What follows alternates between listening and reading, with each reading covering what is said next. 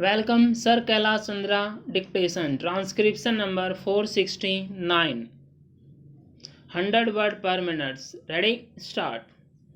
Then, sir, there is another problem which is with reference to the cooperative societies.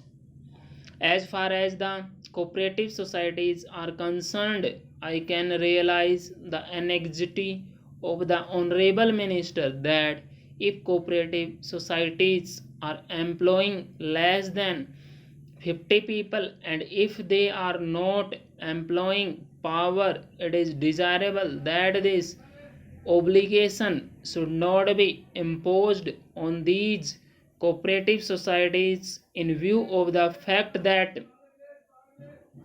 it is our intention to encourage cooperative societies. These cooperative societies might not have the necessary wherewithal or the resources and therefore may not be in a position to contribute to the provident fund. On the other hand, there is another aspect of the question which it is also necessary to take into consideration in this behalf, and it is necessary because this type of protection and many other types of protection are given by way of encouragement to the cooperative societies.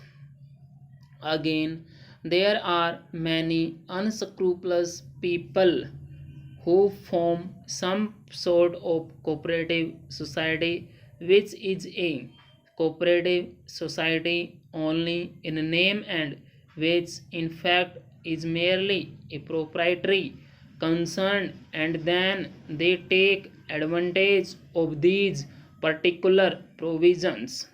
Sir, we have realized that there were owners and there were employers who were taking advantage of the fact that the number was kept at 50.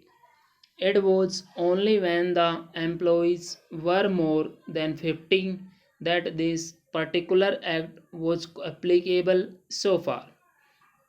They were partitioning their establishment into various departments and into various units, and thereby they were trying to escape from the provisions of this act. Fortunately, the government has now made it clear in this bill that no such partitioning will be useful to the employer, because even if there is partitioning now, they will all be considered as one consolidated establishment, and if there were more than 20 people employed, then this particular law will be applicable to them. Some such trick is likely to be resorted to by the employer by calling his concern a cooperative society and thereby trying to escape the extension of the benefits that are being provided for the employees in this particular bill.